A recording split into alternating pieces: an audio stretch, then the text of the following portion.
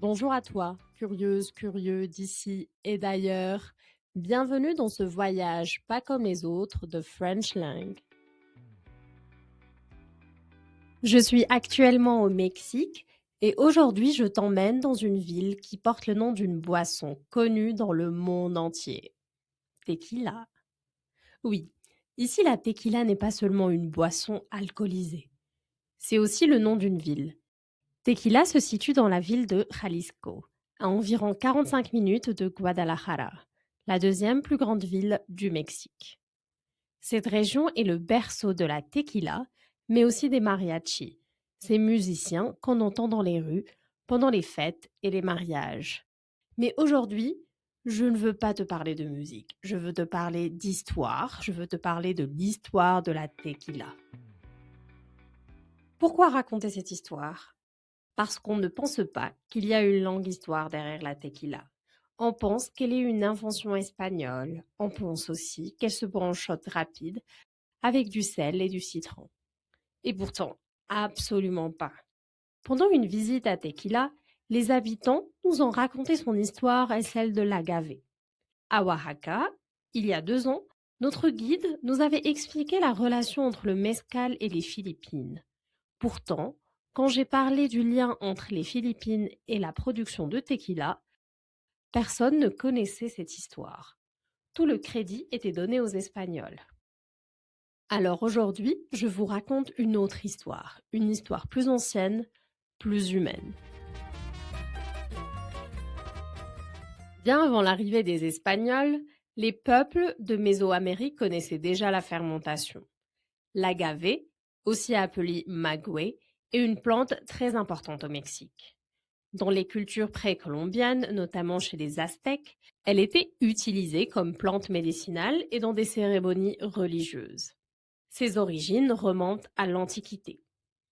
Elle était fermentée pour en faire une boisson connue sous le nom de pulque. Un peu comme une kombucha mais avec 5% d'alcool.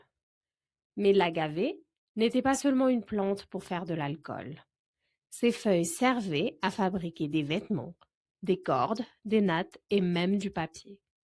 Cette plante est aussi très symbolique parce qu'elle symbolise la patience, la persévérance et la résilience.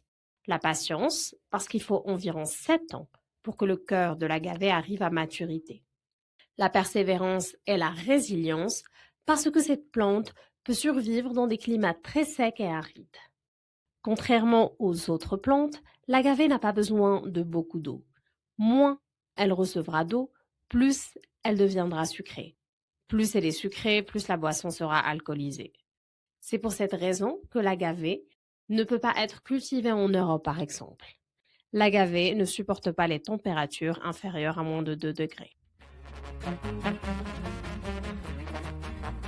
Dans la mythologie nahuatl, l'agave est associée à la déesse Mayahuel. Elle est représentée avec 400 seins pour nourrir ses 400 enfants appelés les Sanzon Totochtin. Ces enfants symbolisent l'ivresse, la fête, mais aussi le désordre.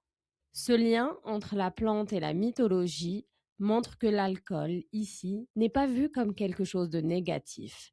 Il fait partie du sacré, du rituel et de la vie collective. On pense souvent que la distillation est arrivée au Mexique avec les Espagnols, mais les recherches montrent que ce n'est pas si simple que ça. Dans l'ouest du Mexique, plusieurs peuples produisaient déjà des spiritueux à base d'agave en utilisant des systèmes de distillation très simples, différents des alambics européens qui eux-mêmes, les alambics, ont une forte origine arabe. Une découverte archéologique importante a été faite à Colima, le vase de Capacha.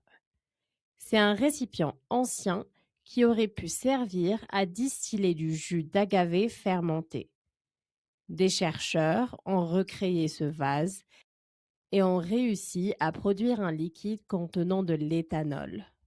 Cela montre que la distillation existait probablement à des fins cérémonielles avec une grande importance sociale et culturelle.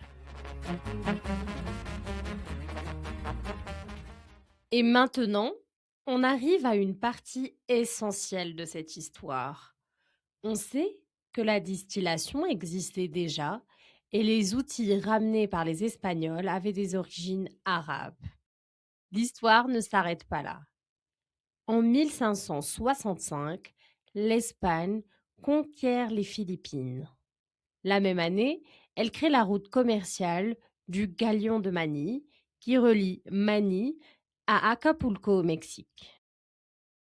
Pendant plus de 250 ans, ces navires traversent l'océan Pacifique.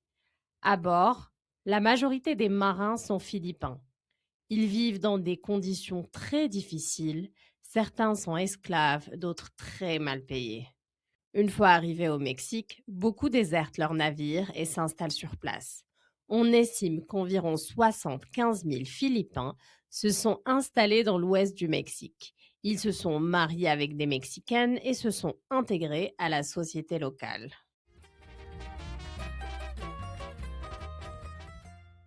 Aux Philippines, les habitants fermentaient la sève du palmier pour produire une boisson appelée tuba. Ils la distillaient ensuite pour obtenir une boisson plus forte, le lambanog. Au Mexique, cette boisson devient le vino de coco. À Colima, cette production devient très importante. En 1631, la ville produit plus de 260 000 litres de vino de coco. Les techniques de distillation utilisées pour la noix de coco sont alors adaptées à l'agave. C'est cette rencontre entre les savoir-faire philippins et les traditions mexicaines qui pose les bases du mezcal moderne et plus tard de la tequila. À Tequila, j'ai visité une distillerie où on produit l'alcool. Tout commence avec les jimadores, ces hommes qui récoltent l'agave à la main avec un outil spécial appelé la coa. Le cœur de l'agave qu'on appelle la piña, comme ananas, est ensuite cuit, broyé, fermenté et enfin distillé. Aujourd'hui, certaines étapes sont faites avec des machines, mais le travail humain reste essentiel. Car sans les jimadores, la tequila n'existerait pas. La tequila fait en général entre 35 et 40% d'alcool au Mexique, mais elle peut être plus forte quand elle est exportée. Lors de la visite, on nous a expliqué que plus une tequila est alcoolisée, plus elle est taxée. Alors, pour qu'elle reste abordable pour les Mexicains, la tequila produite pour le marché local ne dépasse presque jamais les 40%. Contrairement à l'image touristique, les Mexicains ne boivent pas la tequila, ni le mezcal d'ailleurs, en shot rapide. On la boit pure, on la sirote doucement. Parce qu'il faut dire merci. Merci aux 7 années qu'il a fallu à la plante pour pousser, merci à la terre, merci au travail humain. Boire vite serait presque un manque de respect. Tequila est aussi une ville. Tequila est classé Pueblo Mágico, village magique du Mexique. Les rues sont colorées, l'atmosphère est joyeuse et l'histoire est partout.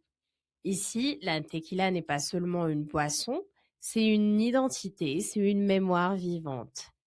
La tequila est une boisson chargée d'histoire, une histoire de peuple indigène.